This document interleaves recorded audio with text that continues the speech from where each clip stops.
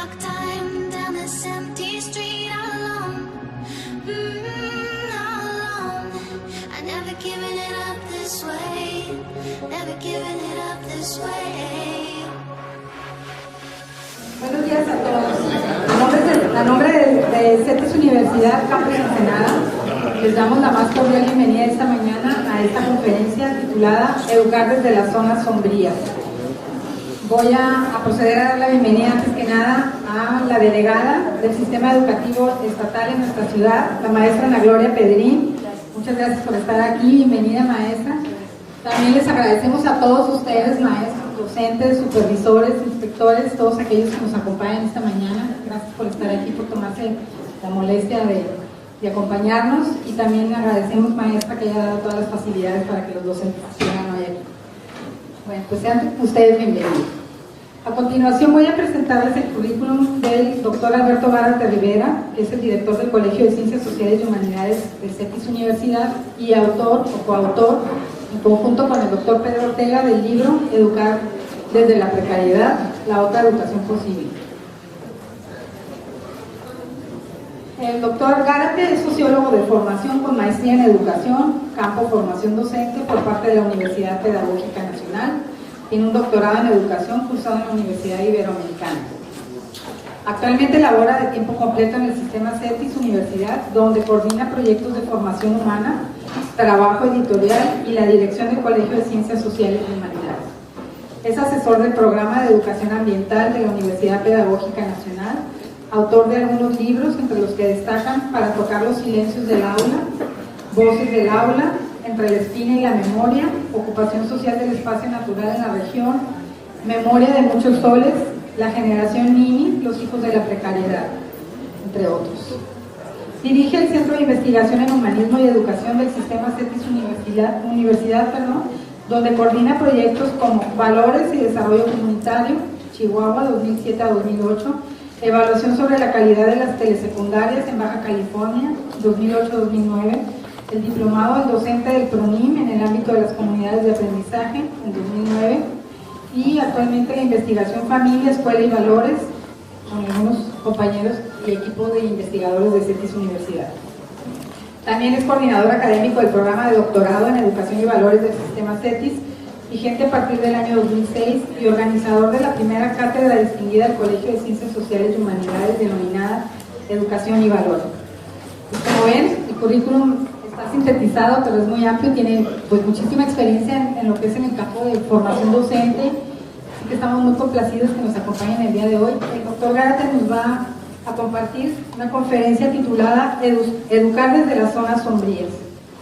Adelante, doctor. Gracias. Le damos un aplauso, por favor.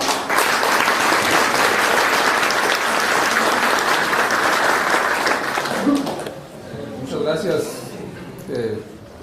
En una primera instancia quisiera agradecer a Ana Gloria, amiga de muchas batallas en este trabajo de la educación desde hace algunos años, el que haya facilitado este ambiente, este escenario para la comunicación y el diálogo entre colegas. En un segundo momento, agradecerles a ustedes su presencia por acá. Quisiera que esta conversación de hoy fuese una conversación que desarrollamos entre colegas. Todos estamos aquí en el ámbito de la educación, todos estamos ligados a esta intencionalidad de procurar la formación de personas, coadyuvar en esa formación, intentar formar mejores personas y finalmente mejores ciudadanos para este país y para el mundo en general. Hay cosas que quiero compartir con ustedes esta mañana. Una de ellas, quizás que es con la que iniciaría esta conversación, que hemos definido como educar desde las zonas sombrías. Es que hay cosas que de pronto en la vida de los seres humanos nos van generando ciertas satisfacciones y nos van creando como un sentimiento de orgullo de haber cumplido una tarea, de haber alcanzado una meta, de haber llegado a un punto que pareciera ser que es el punto final, que es el punto de la meta donde ya no puedes avanzarle más, como haber llegado al Everest y decir que ya no hay más, pero siempre hay más, siempre hay algo más. Porque los seres humanos, mientras estemos vivos, tenemos una perspectiva, tenemos una intencionalidad, tenemos un tiempo de espera. Y esta expectativa, esta potencialidad que tenemos como seres humanos, este sentido de generar una intencionalidad para el futuro, es lo que nos mantiene vivos. Y en estos últimos meses, una circunstancia en particular a mí me ha dejado muy satisfecho, me ha generado una sensación de orgullo. Es justamente las ideas que voy a compartir hoy con ustedes, que están plasmadas en este documento, en este libro, que se llama Educar desde la precariedad. Por varias razones. Yo diría que la más importante de las razones es que de pronto las personas tenemos que atrevernos a hacer cosas. Tenemos que pasar de la idea, del pensamiento, a la acción, a la creencia, al sentido de hacer. Este libro, voy a referirme más que al libro como tal, voy a plantear las ideas que hay en este libro, que le da título a la conferencia. Pero quiero empezar diciendo que este libro lo escribo en coautoría con una persona que quizás algunos de ustedes lo conozcan, estuvo por acá en el 2010, en el 2011, Pedro Ortega Ruiz. Pedro Ortega es para muchos de nosotros es uno de los 5 pedagogos más relevantes que hay en España. Una trayectoria de cerca de 40 años, trabajando la educación, pero no trabajando la educación como una rutina, sino trabajando la educación posicionada en un campo de conocimiento, en una línea de conocimiento, que es la pedagogía de los valores. Él trabaja a profundidad lo que es educación, valores y familia. Y fue capaz en esos 35, 40 años de construir una línea pedagógica que le llama pedagogía de la alteridad, que, insisto, si alguno de ustedes ha tenido contacto con él o ha estado en sus conferencias, sabrán que Pedro Ortega habla mucho de la pedagogía de la alteridad, porque él crea el concepto y él lo desarrolla a lo largo de los años. Entonces, un hombre de una trayectoria luminosa, de una trayectoria profunda, y no quiero referirme a sus condiciones de ser humano, porque es un ser humano excepcional, solamente me refiero a las condiciones de él como educador, como pedagogo, que decide acoger una línea de conocimiento y trabajar esa línea de conocimiento. 35 años, de 35 a 40 años trabajando ahí, catedrático de España, llega a la parte final de su vida, su trayectoria cumple 70, 71 años y se ve obligado, se tiene que jubilar, ¿no? Se jubila. Y entonces, estando en esas condiciones y siendo Pedro Ortega conocido de nosotros, amigo de nosotros, colega de nosotros, y yo de alguna manera siendo como una especie de discípulo, de aprendiz de lo que plantea Pedro Ortega, un cierto día se me ocurre decirle: oye Pedro, a través de un correo electrónico, oye Pedro, ¿por qué no escribimos un libro tú y yo? Y esa era para mí, era un atrevimiento mayúsculo.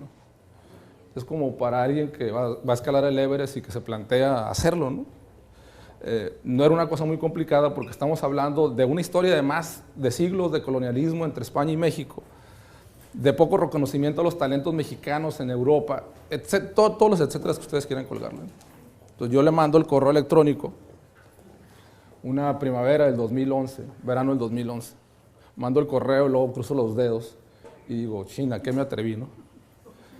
Porque además el trabajo de Pedro Ortega es un trabajo de un ensayo justo, de un ensayo claro, de un académico lúcido, de un tipo que escribe con pasión, pero que además lo hace con una prosa y con un estilo impecable. Cruzo los dedos y digo: no, pues Pedro Ortega va a leer el correo y ni me lo va a contestar, ¿no? Yo he estado en la casa de Pedro Ortega, lo considero un amigo mío y un profesor en toda la extensión de la palabra. Al siguiente día me contesta. Entonces yo veo que hay una respuesta, que hay un correo electrónico de Pedro Ortega. Casi no me atrevo a abrirlo y lo primero que leo en el correo es que él dice: excelente idea. Entonces me quedé paralizado como unos 3 minutos viendo la frase y ¿qué significa esto? Después de pasar de ese sopor, de esa sensación de decir qué fue lo que hicimos, leo todo el correo y Pedro Ortega, que es un tipo desbordado, apasionado, ya planteaba incluso hasta una posible estructura del libro, y que por aquí, que por allá y demás, ¿no? Entonces pasan los días y yo estoy como rumiando la idea, ¿no?, del libro. Y al cabo de la semana me llega ya la lucidez de la respuesta, le contesto y le digo, oye, pues iba muy bien y demás, ¿por qué no hacemos un diálogo entre el Mediterráneo? Porque él vive en Murcia, una ciudad muy cerca de Cartagena, en el mar Mediterráneo. ¿Por qué no hacemos un diálogo entre el Mediterráneo y el mar de Cortés? Lo que pasa con este planteamiento es que Pedro Ortega trabaja mucho a ras del cielo. El ensayo de Pedro es un ensayo muy académico, ¿sí? Y yo de pronto trabajo mucho a ras de suelo. Yo soy muy narrador, yo soy muy contador de historias. De hecho, hoy les cuento historias. Esta historia se la estoy contando. A mí me gusta escuchar y contar historias. Y de pronto por ahí me ha dado esa intencionalidad del educador que señala que a través de la narración es una excelente manera de recuperar experiencias de vida, de valor, o sea, experiencias de valor, de valores, y transmitirlos a otra generación, transmitirlo a otro grupo. La narración es una arma poderosísima para transmitir valores, poderosísima. Cuando las narraciones son narraciones que justamente recuperan las historias de vida de gente que ha expresado una íntima relación entre ideas y creencias, es decir, una íntima relación entre ideas, entre lo que se piensa y lo que se hace. Y mis personajes favoritos son los profesores. Esos son mis personajes favoritos. Y esos personajes favoritos que son los profesores son aquellos profesores que han hecho una trayectoria de vida valiosa, que vale la pena ser contada. Entonces dijimos, tú trabajas a ras de cielo, yo trabajo a ras de suelo, vamos haciendo un diálogo. Pasan las semanas, estoy hablando del verano del 2011, llega 2 meses después, más o menos el otoño, recibo un correo de Pedro Ortega y dice, aquí está mi parte, me manda 5 o 6 trabajos, ensayos académicos, aquí está mi parte, ahora el libro tú lo haces, ¿no? Tú lo formas. Entonces, si la primera idea me dejó paralizado, esta me dejó perplejo, ¿no?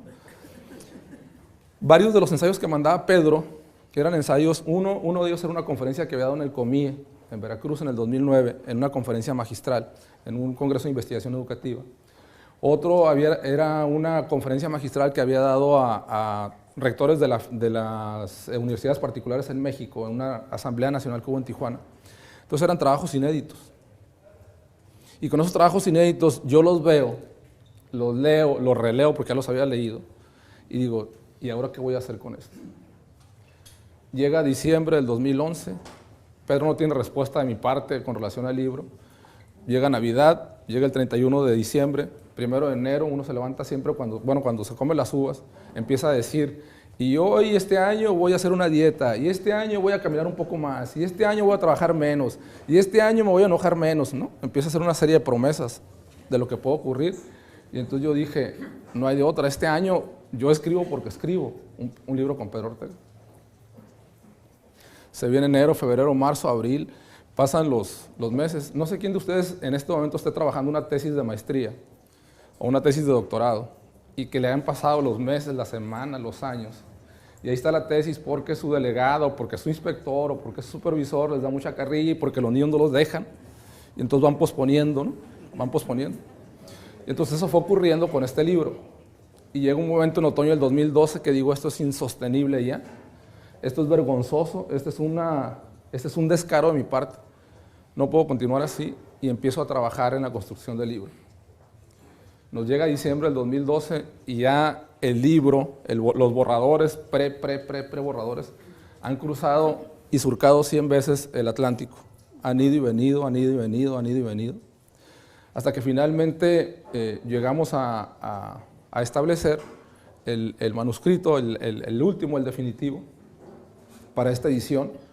Quedamos ambos contentos. Bueno, Pedro contento, yo, se imaginarán, feliz de la vida, porque logramos establecer un trabajo que está justamente dialogado, que está el ensayo de Pedro Ortega, que están las ideas de Pedro Ortega y que está la narración, la narrativa de profesores de carne y hueso, de padres de familia de carne y hueso, de estudiantes de carne y hueso, que habitan en rancherías o en zonas marginales de la ciudad, o en las ciudades de Mexicali, o en aldeas, o en zonas de pescadores, y eso es lo que refleja el libro.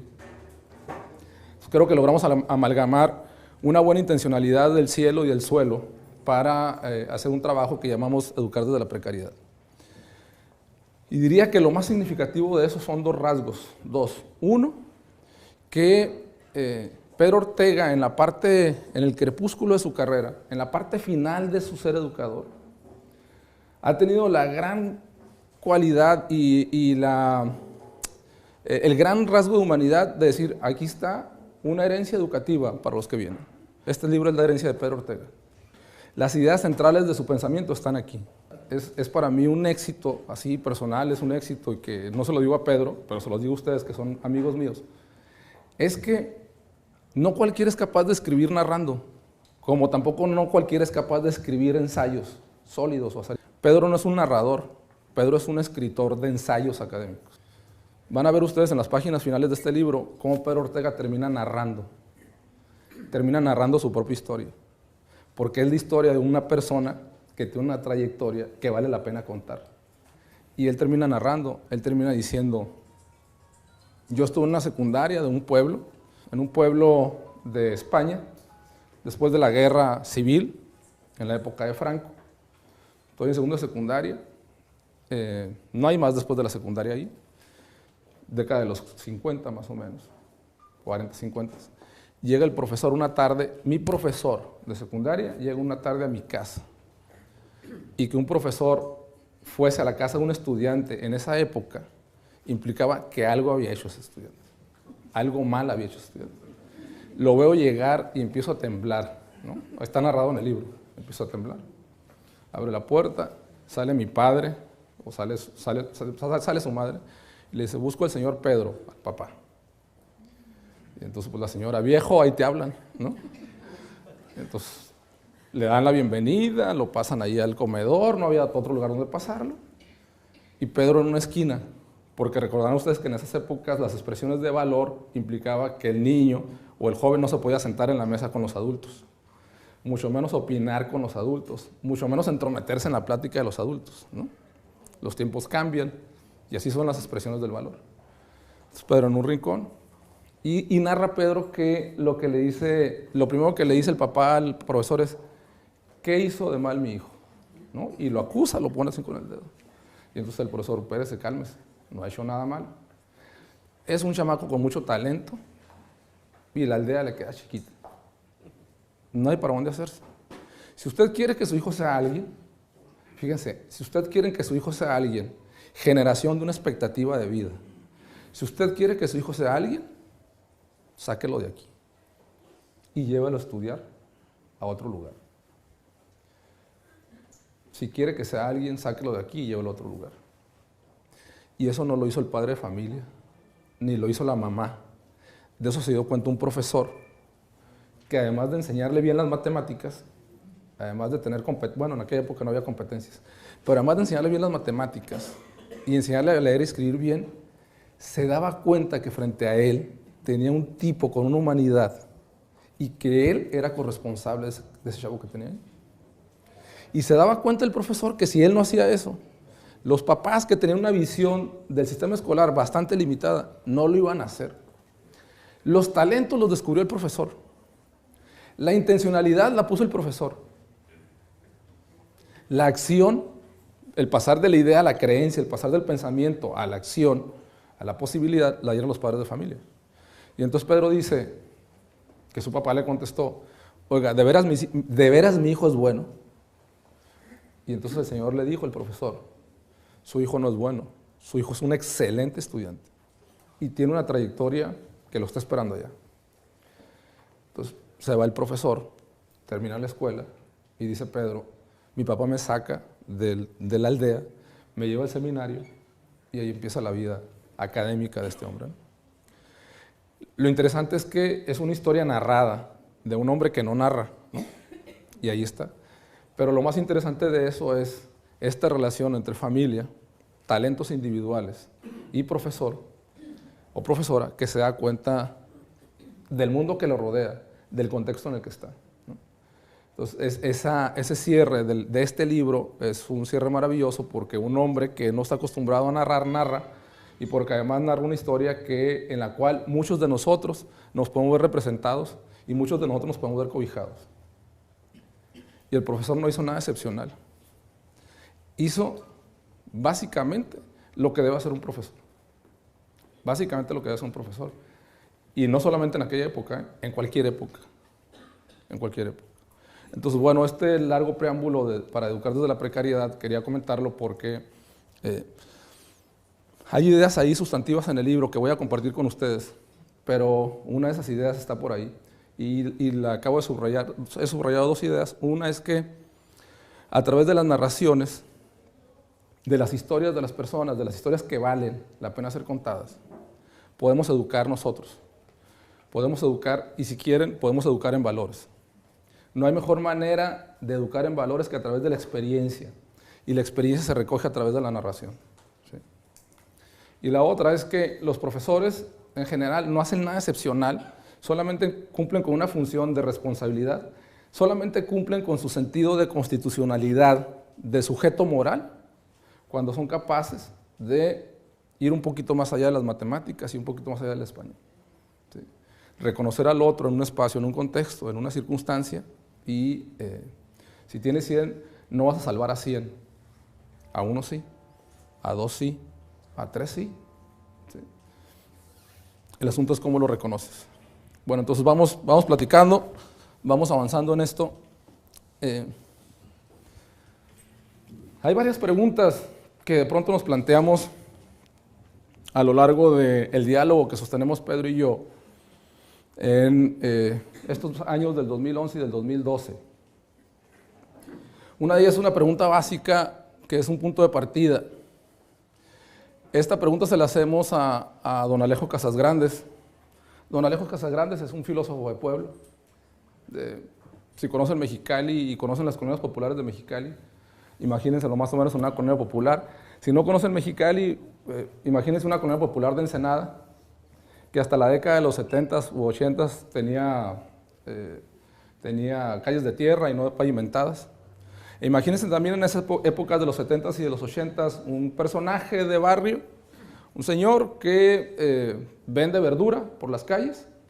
En Mexicali era muy usual que fueran a la yarda, a una zona donde vendían muchas verduras. En el verano compraban la sandía, el melón, el tomate, lo subían a una carreta, le ponían unos costales a la carreta mojados para que la fruta permaneciera en buen estado, y se iban recorriendo las calles jalados esta carreta por un caballo, ¿no? Entonces, don Alejo Casasgrandes, sinaloense, como muchos que llegan en esas épocas de los 40 y 50 a esta zona, es un hombre que estudia hasta primero o segundo de primaria, que tiene que ganarse la vida, que se gana la vida de esa manera, y que tiene de pronto ciertas condiciones de filósofo de pueblo, que son cuestiones que él tiene, ¿no?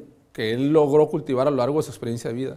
Y entonces yo tengo la fortuna de conocerlo, de interactuar con él, vecino finalmente, y entonces de pronto me aventaba mis diálogos con don Alejo, y alguna vez le pregunto, oiga, don Alejo, dígame cómo una madre de familia, madre trabajadora, madre de maquila, madre profesionista, cómo una madre que vive en un barrio, en una vecindad o en un fraccionamiento puede distinguir entre un profesor que enseña bien, pero que no va más allá, y otro que pregunta por qué el niño trae la cara manchada, por qué trae la ropa sucia, por qué las ausencias constantes.